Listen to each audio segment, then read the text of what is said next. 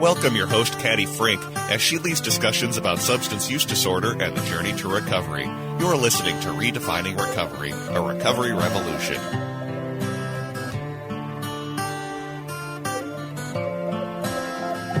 Gotta wait for that lead-in music. There it is. Hello, hello, hello. My name is Caddy Frink. I am here with a human on the other side of the table, but welcome to Redefining Recovery, a recovery revolution here on AM 950, the progressive radio station. So we have been, we were off in essence last weekend. We had a replay of our Walk for Recovery show. I hope all of you either listened again or were part of it. So here live and in living color. So who's across the table from me? I'm Eddie. Eddie who? Eddie Warner, recovering addict for 42 months now. Wow, look at you sassafras, you. Yeah. He is also an intern at Minnesota Recovery Connection. So we want to start off the show like we always do. So, Eddie, what is right with you today? What is right with me today? Well, everything. I'm living my best life. I have a job that I'm thankful for, a sober living environment I'm in, my family, a support team that is just outrageous. Woo! Yeah. That sounds about right. That sounds about like, yeah, life is going good. For sure. What's right with you, Caddy? Let's see. What's right with me? I will be honest to say that as joyous and as marvelous as the Walk for Recovery is, the planning for 2026 is going to happen, but I get to rest after 2025. It's a thing, wasn't it, Eddie? For sure. Sure. It was exciting. Yeah. So I'm also grateful that, life is really good. I don't have anything really to complain about. And sometimes I realize that if there is a problem, it's what one would call first world problems.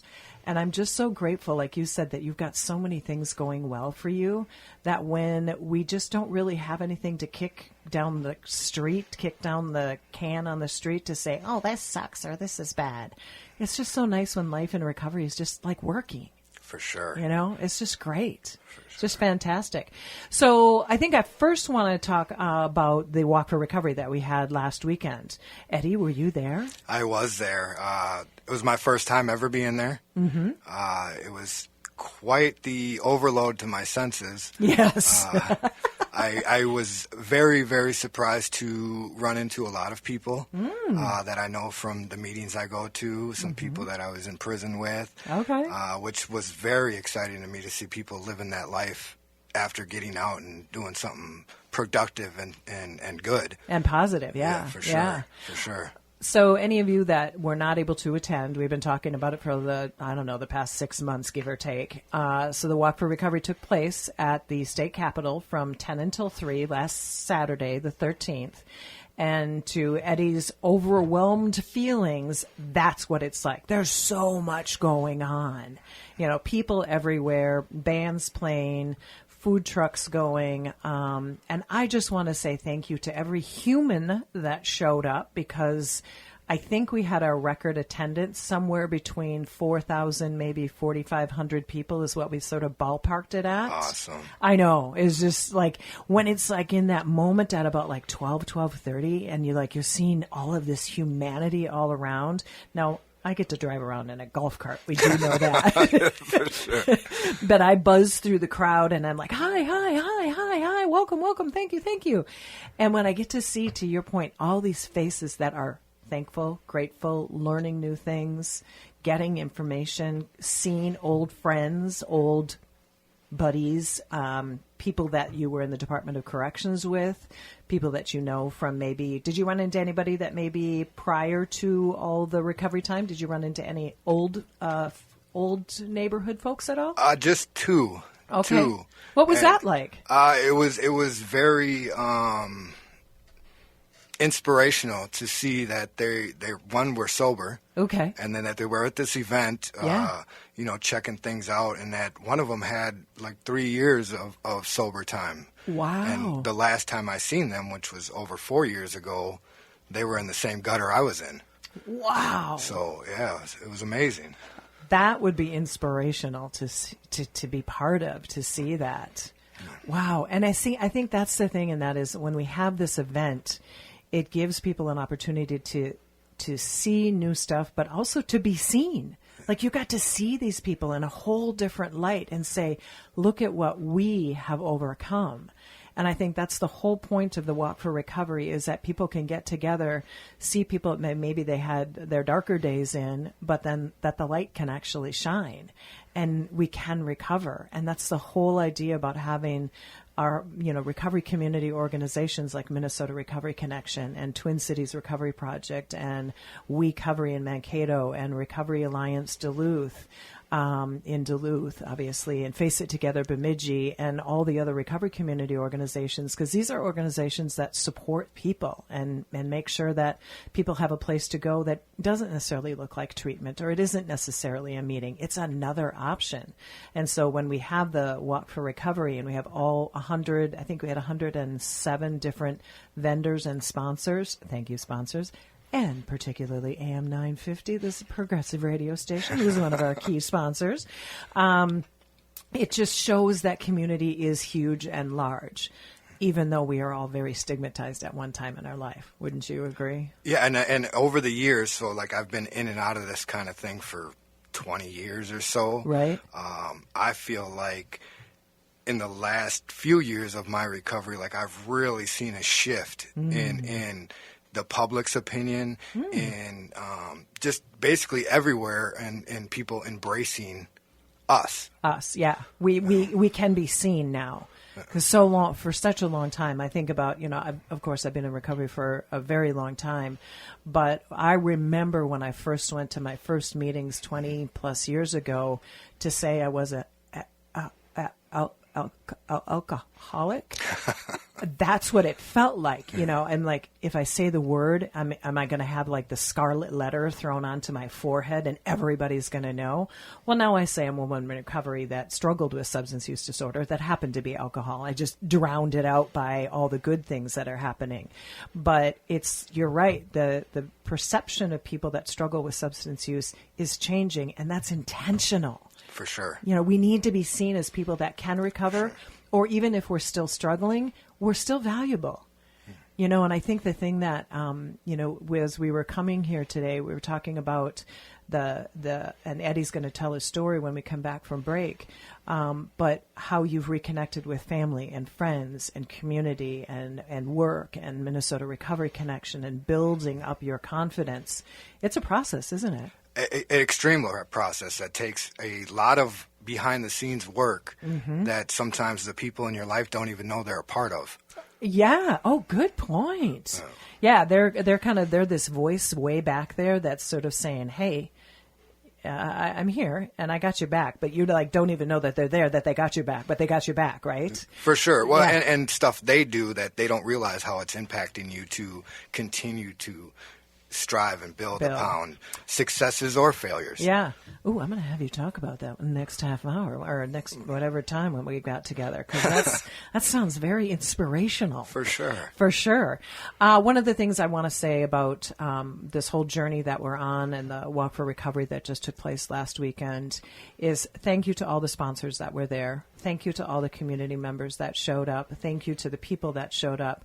But when we have sponsors, bronze sponsors, silver sponsors, gold sponsors, we are stronger together. And when we pull together and we show up and we talk about what it is that struggling with substance use disorder is, it all makes it a bigger community. So everybody that was there, the food trucks that showed up, the animals, the goats that showed up, and the duck that showed up, and the face painter and the card reader, the angel card reader, these are all building community, and everybody generally has a good time. There's going to be a snarky one here or there, but that's okay. It happens. So we're going to take our first break, and when we come back, Eddie is going to tell us a little bit about his story and how he got to sitting across from me. So thank you for listening to Redefining Recovery, a Recovery Revolution, here on AM 950, the progressive radio station. We'll be back in a flash. Thank you. And this house needs love in it, 'cause without it there's no home. And there's one thing that I've learned through this year of being alone.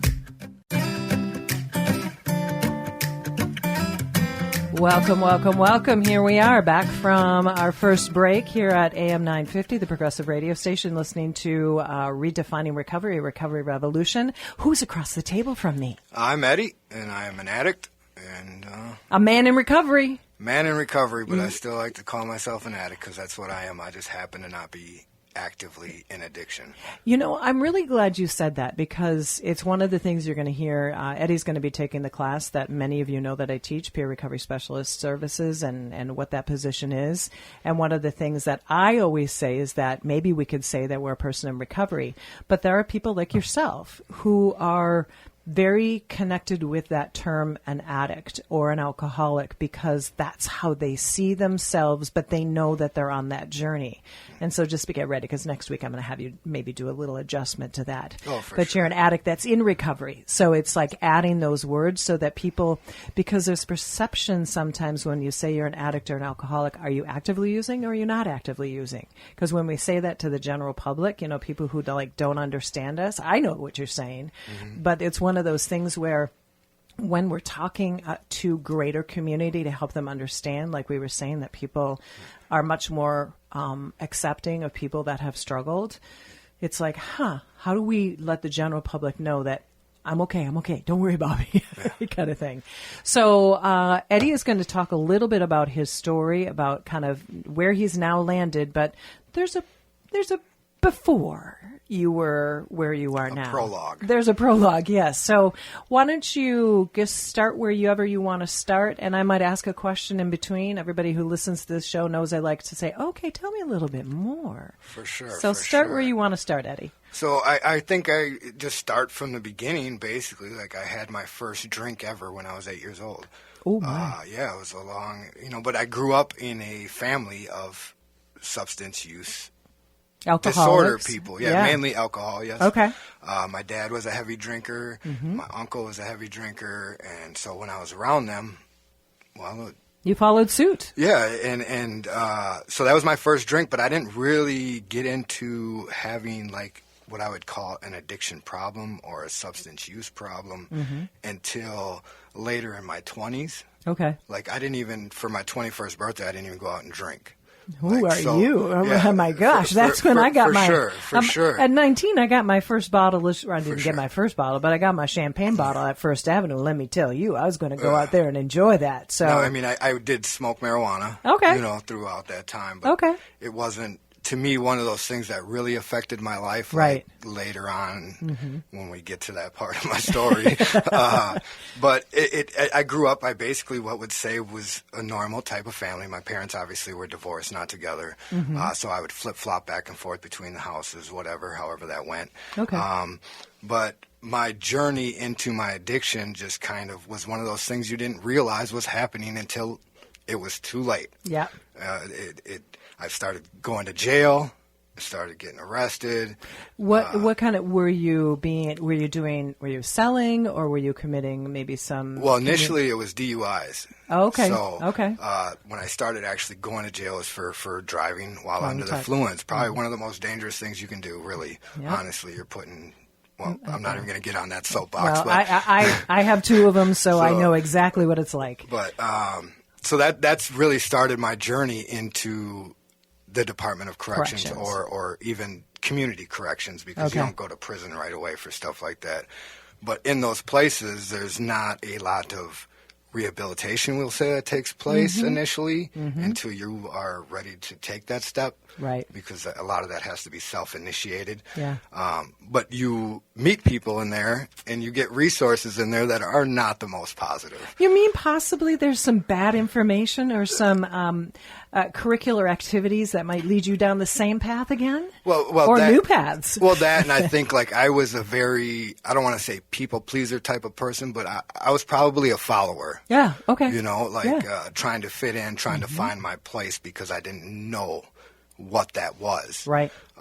So that led me into where I started using methamphetamine, which is my drug of choice. Okay. And that progressively just led to getting drug charges, because you're going to get caught when you're out running the street in the middle of the night, because they say nothing good happens after 10 o'clock. I feel like I sound so old saying this stuff now. But it's true. Nothing good happens. We'll give it to midnight. After midnight, all bets are off. Yeah. So, I'm kind of skipping around, but I've been in and out of prison my whole life. I started going to juvenile facilities for like truancy, stupid stuff like that, some criminal damage to property, stuff you do when you're a teenager and kid. When you're not managing yourself or not being sort of held accountable by outside sources, right? Correct. Yeah. Like, because I was able to flop back and forth between the houses. So when things got too tough here, I would go here, go back and forth. And my dad was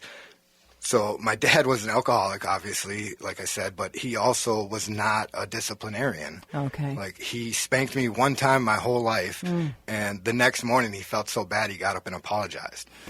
So there wasn't a lot of lessoning learned, whatever that might look like. We don't necessarily applaud people who spank their children. But discipline wasn't part of his normal and scenario. Me being the person that I was, I manipulated that. Okay, there you go. Yeah, easy to admit today. Yeah, back then, Dad. Yeah, exactly. But so I went through the juvenile system, and then eventually, obviously, I ended up in prison for the first time. Mm-hmm. Did nothing with my prison time except for get worse. Okay. And I did that my first 4 times in prison.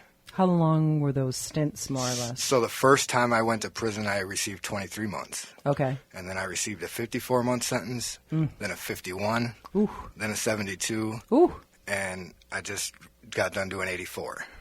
So my whole life. If you think about it, I'm 44 years old today. You add those months up. And here's where we are. Yeah. Wow, Eddie. But before this last prison bit, I had the unfortunate experience of losing a daughter to fentanyl, and that didn't change what I was doing at the time, because I didn't know what to do with all that grief. I didn't know what to do with that loss. And then ultimately, that loss led me to a sense of not caring about my life. Yeah. You lost your whole sense of purpose, I would imagine. Yeah, it was both self and then your daughter dying. It was tough. It was a very tough time.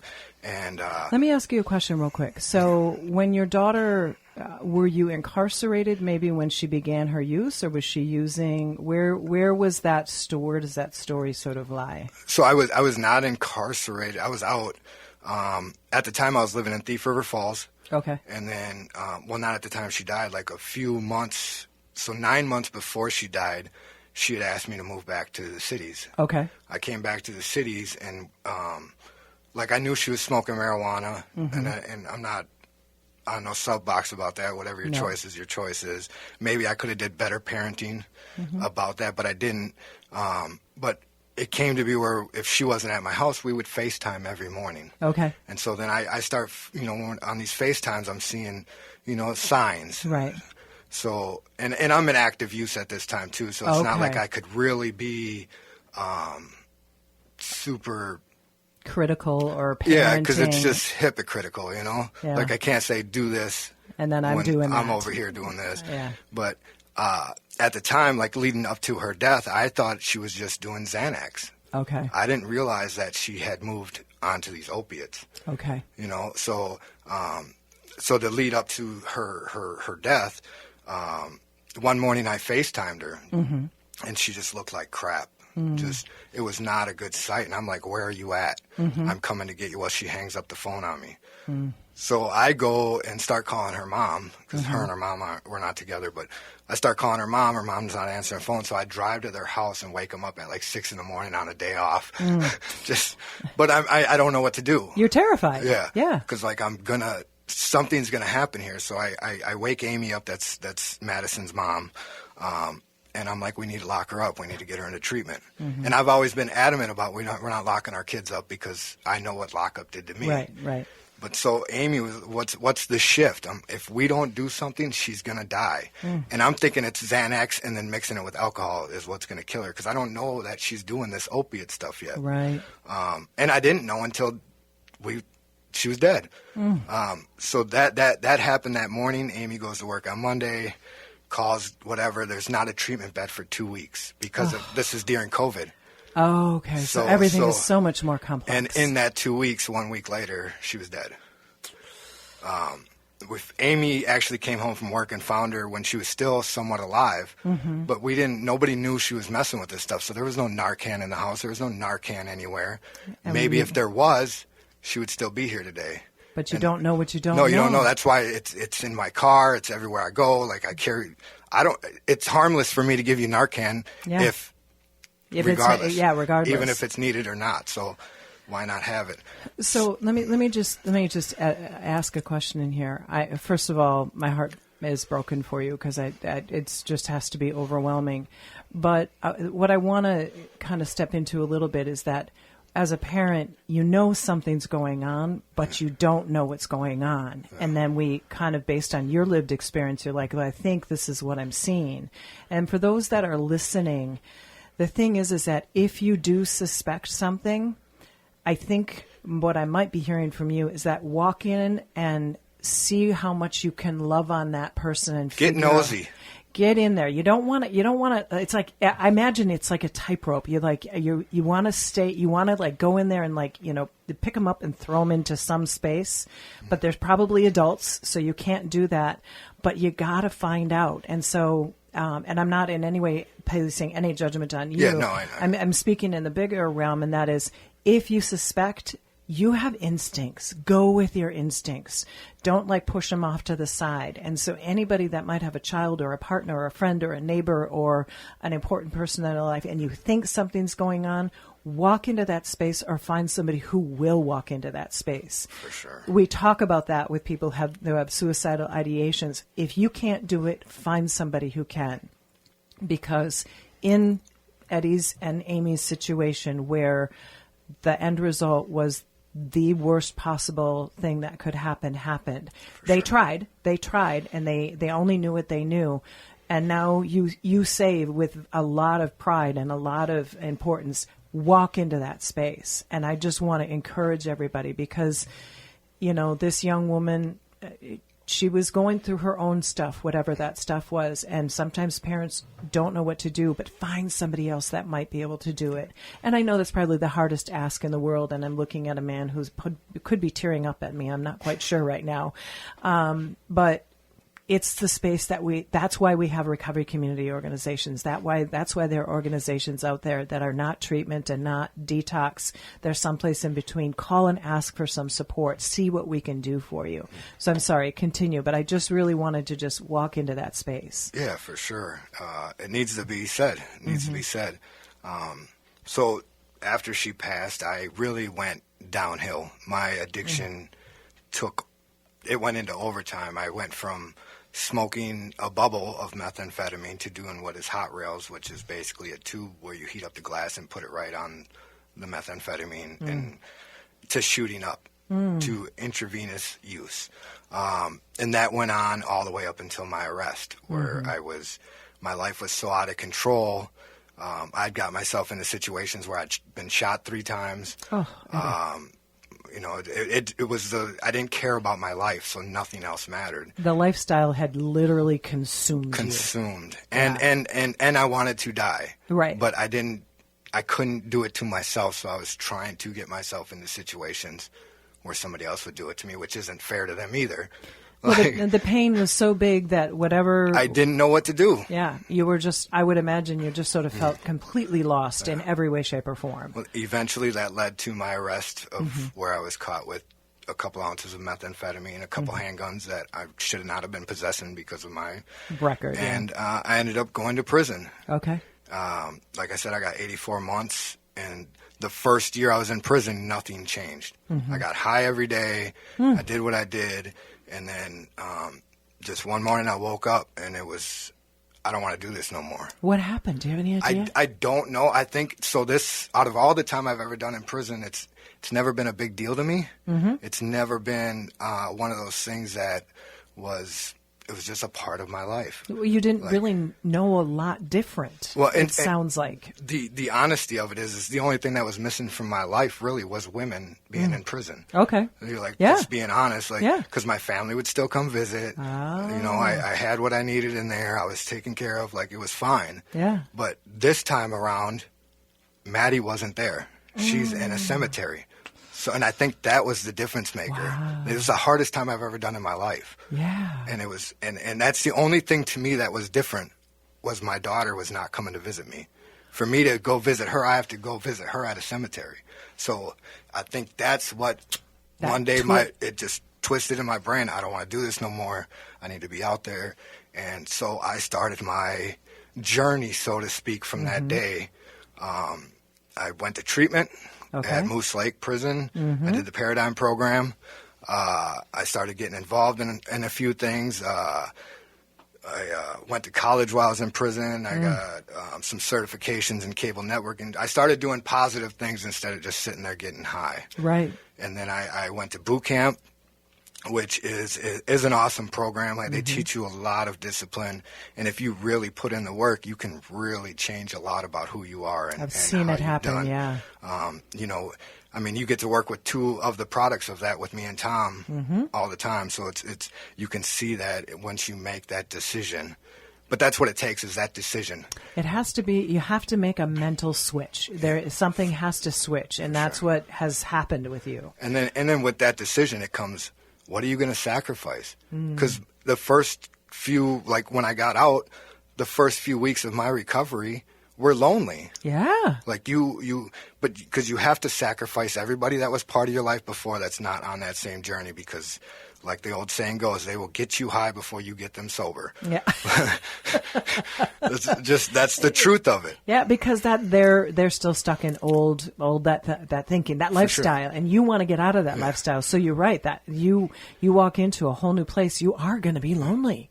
And so easy to take a step back if you don't have something that's driving you to get better. For sure. And a lot of my drive is not dishonoring my daughter's memory. Like that's probably over 50% of my drive of what I do. Wow. You know, Yeah. But the rest of it is once I stuck to what I was doing and I started making connections. Like, I came down to Minnesota Recovery Connection, met Sarah, I met Alicia initially in prison. Like, I don't think the people that I work with down there now realize how much they are a part of my support team. Like, that place has done amazing things for me. I do, you know, like the Walk for Recovery, just being out there as a representative and meeting people, and them, like the people that knew me from my old life to where I'm at now.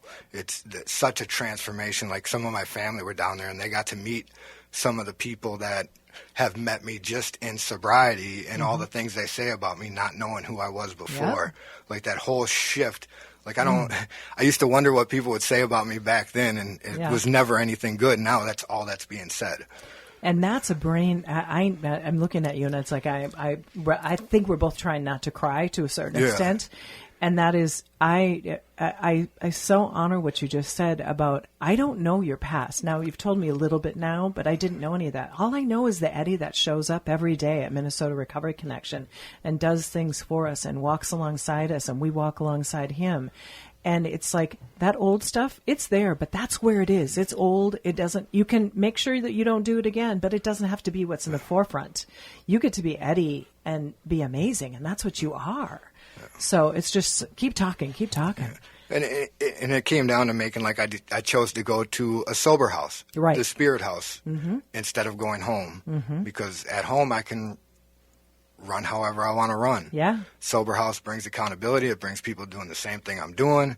It builds a sense of community there too. Like, I have my Minnesota Recovery Connection community. I have my community at home at my sober house. I have my community at the CMA meetings that I go to, which is Crystal Meth Anonymous, and then the other Narcotics Anonymous meetings I go to, stuff like that, church, which is still a struggle for me because I have a lot of issues with God right now because of my situation. Yeah. Hopefully that'll work itself out. But if it doesn't, it doesn't. Like, well, and that doesn't mean that you can't find some sort of spiritual support. Oh, for sure. And I think, that's one of the things that is also really important, and that is, everybody's journey is so different, but that journey is subject to evolving and changing and enveloping new stuff. So you're still on this journey. You're going to be on this journey for the rest of your life. For sure. And every week, month, year that you have is going to continue to just sort of bring new things to light. I have a purpose. Yeah, you do. Yeah. And I feel it every day. Whether it's taking a phone call down there and just walking somebody through something, or just meeting somebody on the street. Like, I went to a job interview yesterday where I got the job. Yeah. Which surprised. I just went in there and was myself and talked about myself. And 20 minutes into the interview, said, "We're going to cut it here. The position's yours." Like, and we didn't even really talk about my experience for the job. Right. It was more about why wasn't I in the workforce for these years and this stuff. So I had to talk about my background. I had to talk about that. But on top of that, I talked about what I'm doing now. And that's the magic. That's the magic. You know, it's interesting. You made me think about something. When we left our building, there was a young lady who was sitting outside the door. And when we came, we were bringing some parcels into the office. And I don't know if you knew what I did, but I went and grabbed a bottle of water and I grabbed a granola bar that we had. And I walked out and I said, you know, maybe this will be helpful for you. Because what we do is we want to see people, even in their worst day. And it looked like that young lady was struggling. And I said, is there anything I can do for you? And she said, I really want to meet with my mental health individual. And they used to be in the building that we're in, and now they're no longer. And I said, you know, I'm sorry they've moved. And, you know, she was kind of like an individual that was really struggling. And I don't know whether it was chemically or mentally, but I treated her like a human. And she just stared at me for a little while. And I said, so again, I want to say that they're not in this building. I said, I can tell you where they are. I just remembered. And she's like, okay, where are they? And I told her, and I said, do you know where that is? And she says, I think so. And I said, I described it again. And all of a sudden, the lights didn't come on, but there was a flicker that somebody actually talked to her and gave her the time of the day. Compassion. And I don't think anybody that walked by her, and not that we wouldn't, but I took that first step because I just felt compelled. I could see somebody struggling. And that's what we get to do now. We see, because we know that struggle, right, Eddie? Oh, for sure. We know it. And I might be a long time into recovery, but when I saw a young woman just sitting on the ground and she was just in a moment, I'm like, if that's human compassion. And rather than walking past that person, which a lot of times most people will because they don't know what to expect, and I didn't either. But what we need to do is we need to care about the humans that are on this planet. You don't have to give them money. You don't have to take them places. Just see them, because then maybe they might see something in themselves, or give them the information. You don't have to give them anything. Just see them, because that's where the magic is of what the work that we do. And, you know, with your conversation so far that we're going to pick up again, but what I see is finally Eddie sees Eddie. And you see yourself maybe through the lens of your daughter, but you are seeing yourself. And we get to see you all day long, every day. It's so freaking fantastic. But I just wanted to share that moment, because it's all about this compassion and this empathy for people and this caring. Sure. And now you get to care for Eddie, and then other people care for you in a different way. Gosh, golly, I just feel so inspired right now. Kindness goes a long way. It really does. You don't know what anybody's going through, and you just saying hi or how you doing could change somebody's whole dimension of that day. Yeah. And here you did. You went into an interview kind of thinking, this probably isn't going to work out. I don't know. Maybe that's what you thought, or I'm giving it a shot. I didn't expect it to. Yeah, right. Because it's kind of like the MO of things. You know, we go in, but you went in honestly. You went in prepared to whatever point you needed to be. But somebody saw you on the other side of that table and said, you know, at this point, I might be taking a risk because I didn't even ask you about your skills. But I see you, Eddie, and I see that person who's trying harder, doing better, did some things, did all the work. And that's what we do in our organization, but that's what we do as humans that are in recovery. We try to just do better next, because we can't change what happened, but we can move forward. And I'm just so inspired by you. I say it all the time, I'm not going back. No, I'm not going back. I'm not going back either. Whether that's, I'm not going back to prison, I'm not going back to active addiction. I don't care what I have to do. That's what I'm going to do. Right. I am not going back. Yeah, because back doesn't work. No, I mean, let's face it, I'm getting old. You know? Well, none of us are getting younger. But at the same time, if you take a step back, what you're doing is you could be reliving what didn't work. And what we can only do is go forward and say, what can we do that's going to work, at least to the best of our knowledge. So we're going to come back from a break. Eddie, it's just so fabulous to talk to you. It's just so wonderful. So thank you for listening to Redefining Recovery, Recovery Revolution here with Eddie from Minnesota Recovery Connection. And thank you, AM 950, the progressive radio station, for honoring us in this dream of mine. So come back and listen to our last segment on AM 950, Minnesota Recovery Connections, Redefining Recovery, Recovery Revolution. Gotta love that music. Kind of makes you sway in your chair. Calming. I know. I just love it. I still give credit where credit is due to Aaron Fitzgerald for picking our music. So thank you, Aaron. You're out there somewhere in Puerto Rico. I believe it's Puerto Rico. Yes. She's somewhere south with her son. Here we are back at Redefining Recovery, Recovery Revolution at AM 950 with... Eddie. And where are you working these days as an intern? At Minnesota Recovery Connection. And why did you pick Minnesota Recovery Connection? Well, I think it started with Alicia. Alicia coming out to the prisons, and right. then at the sober house I went to, Eric with an A. Eric with an A, okay. He connected me with Sarah. And okay. then the first time I came down there, I ran into Tom. Okay. And...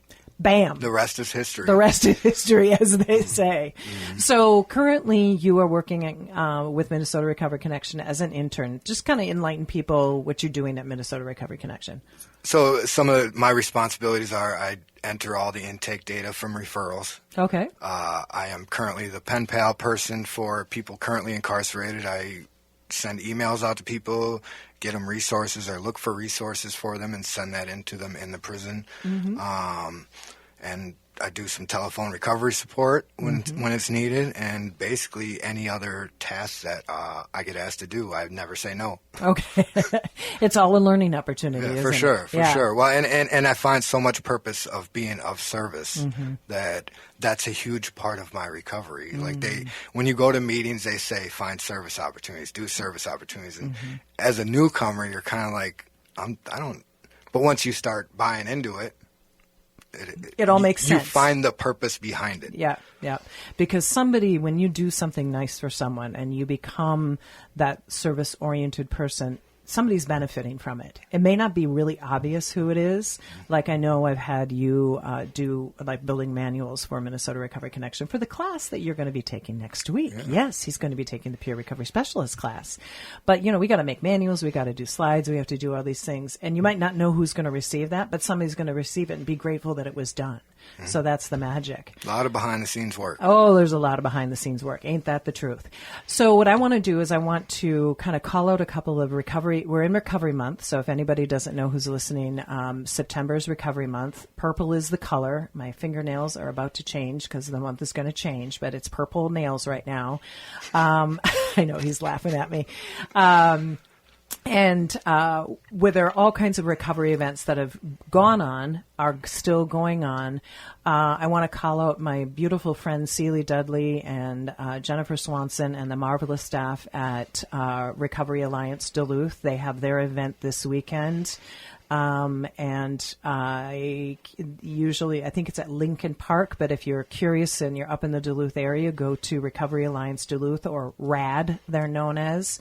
They have their event. I think it's 11 to 3. They're going to be in one of the parks, and they'll have food and they'll have some vendors there. But again, Celie Dudley is a very important person to me and as well as the organization. And she's been able to really, she's just an inspiration to a lot of people in the community up there. So that's something that you can do.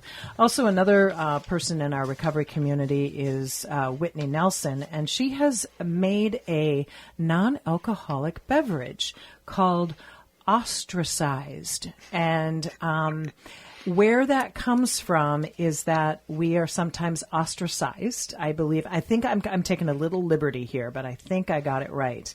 That those who have used alcohol and maybe overused it, maybe overindulged, maybe are not seen as very well-controlled humans. And so she's made this beverage, and she's having an event. Whitney is also part of the LGBTQIA community. And when we were talking the other day, she was talking about how the LGBTQIA community is a lot, and I partook in this for years and years. Bars are their safe places because it's built around community in that regard. And so what she's trying to do is make a world where you don't have to use alcohol to make your community, maybe have one of her beverages that she's developed and still be with community, as well as she's also embarking on working with people who are in the recovery community who own bars and own restaurants, and sometimes they are not living that lifestyle, but that is their way of making a living. So how do we build a bridge and let people have their recovery in community, even within a bar setting, but you don't have to overindulge? And so Whitney is having an event, and I have to turn the page here without my readers. It is at Lucky Shots Pickleball Club, and it's on 3300 5th Avenue, 5th Street Northeast in Minneapolis. And it is from what time to what time? I'm not sure. It's in the evening. I think it's from 6 until 9 because I'm going to be going.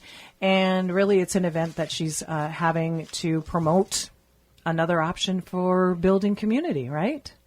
The important, it's a great opportunity. So I know Recovery down in Mankato is having an event on the 27th of this month. I can't speak to exactly what that is, but if you go to Minnesota Recovery Connections calendar, or you go to Marco, MARCO, their event calendar, they have all the events that are going on in Recovery Month.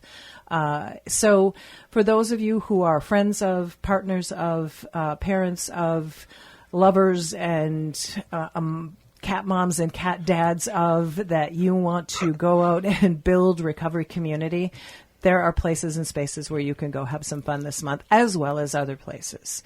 So I just wanted to highlight a couple of those events. Eddie, what would you like to leave this conversation and our listeners with? What would be the message? Well, there's another event happening tomorrow at the Capitol. Oh, please. Thank you. It's called the Walk for Lives. Nice. It's a fentanyl, opiate, any type of substance use. You'll find resources out there, a lot of fun.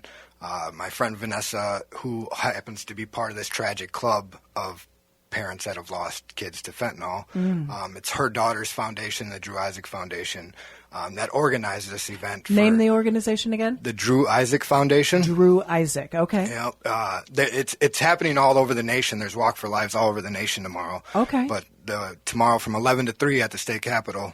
Come out, check us out. I know her foundation, you can reach out to her for anything, and they will, whether it's to help you get in treatment or to help a family or, navigate this life or whatever it's going to be. But come on, check us out. I'll be out there representing Minnesota Recovery Connection. I'll be working a table for them. Also, I'll be, honoring the life of my daughter. Absolutely. So with their Drew Isaac Foundation, do they it's built because somebody's lost a child, but do they also help parents who are struggling with a child that is currently struggling? Yeah, from what I know, yeah. She's you can reach out to her for anything, and she will. She's unlike the opposite of me, the loss of her daughter. She really leaned on her faith and really used it as motivation to just grow momentum.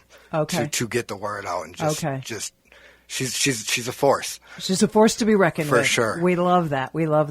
Well, and that's somebody who's going to build a foundation and start an event and bring eyes onto what is going on. And the fact is, folks, is that there's things going on all around our cities, our greater Minnesota. Just don't think this is a city problem. This is a greater Minnesota. This is a countrywide problem. And I think we all know that. And it's these events that bring eyes and information to you so that you feel as though you can be at least better informed. Or maybe you're absolutely in the dark and you don't know what to do. You can walk up to a table. You can be completely anonymous. You can grab a flyer and walk away. Or you can sit down or maybe not sit down, but, talk to somebody and find a resource to help you. because that's where the magic is, isn't it, Eddie? And you can always call me at Minnesota Recovery Connection. Yeah. You know? And I think we have a special audience here for those who have lost, children specifically, and have lost anybody to substance use disorder. It is tragic and life-altering. Life-altering in every way. And in your case, Eddie, it really was the transformation of doing right by your daughter versus going down the dark hole, which would be completely understandable. So I want to thank you, Eddie, for being here. Thanks for having me. Yeah, it was a charmer. It was a blast. It was a blast. He's looking at me like, okay, this is kind of good. He's got a radio voice, too, so we kind of love that. Yeah, baby. So I want to thank everybody who listens to our show. We also are happy to take any kind of monetary donations, or if you want to volunteer for our organization. These are some struggling financial times for a lot of nonprofits. So MinnesotaRecovery.org, we have a donation button. But thank you for listening to Redefining Recovery, a recovery revolution. My name is Caddy Frink, your host. Have a wonderful day. Say goodbye, Eddie. Bye. Bye.